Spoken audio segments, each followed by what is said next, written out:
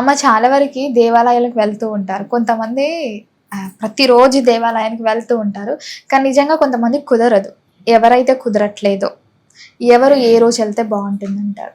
కుదరని వాళ్ళు వాళ్ళ ఇంటి దైవం ఎవరైతే ఉంటారో ఆ రోజు వెళ్తే సరిపోతుంది. ఇప్పుడు సోమవారం శివుడిని పూజించే వాళ్ళు ఉంటారు, సోమవారం వెళ్తారు.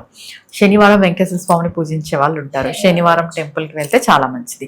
ఇంకొక విషయం ఏంటంటే ప్రతిరోజు వెళ్ళడం మంచిదే, కానీ ఇక్కడ ఏంటంటే ప్రత్యేకమైన రోజు ప్రత్యేకమైన పూజ అన్నప్పుడే జనాలు ఎగబడి టెంపుల్కి పోతారు. అక్కడ అందరికీ ఇబ్బందికరమైన వాతావరణమే.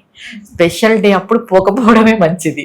నిజంగా చెప్తున్నాను. ఈ విషయం అయితే ఏమనుకున్నా పర్వాలేదు. ఇంట్లో మనశ్శాంతిగా దండం పెట్టుకుంటే వచ్చే ఉత్తమమైన ఫలితం అంతా ఇంత కాదు. ఇప్పుడు అంతవరకు ఎందుకు, మనకి వైకుంఠ ఏకాదశి చూడు, వెళ్తారు 12 గంటలకే వెళ్ళి క్యూలో నిల్చుంటారు, పక్కన వాళ్ళని తోసుకుంటారు, తిట్టుకుంటారు. ఏమొచ్చింది మీకు ప్రయోజనము? ఏమీ రాదు, పాపం తప్ప పాపమే వస్తుంది. ఇప్పుడు పక్కన ఒక వ్యక్తి ఉంటాడు, నువ్వేదో ముందు అదేదో నేనే వెళ్ళి ముందు చూస్తే నన్నే భగవంతుడు చూస్తాడు, ఆయన విష్ణుమూర్తి లేచిన వెంటనే నేనే ఆయనకు కనిపించాలి అనేలాగా ఫీల్ అయ్యి పక్కన వాళ్ళని కూడా తోసేసి పోయి వెళ్తుంటారు. అలాంటి భక్తి అవసరం లేదు. ఒక్కటమ్మా, మనం దేవాలయానికి వెళ్తున్నాము అంటే దేనికి వెళ్తాము?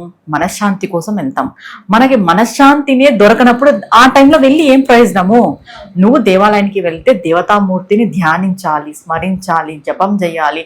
నువ్వు కొంతసేపు ఆవిడనో ఆయననో కల్లారా తనివి తీరా చూసుకొని వచ్చేలాగుంటే నువ్వు వెళ్ళాలి.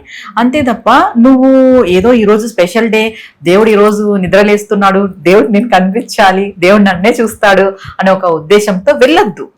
వెళ్ళకపోయినా పర్వాలేదు, ఇంట్లో కూర్చొని జపం చేసుకున్నా నామస్మరణ చేసుకున్నా చాలు.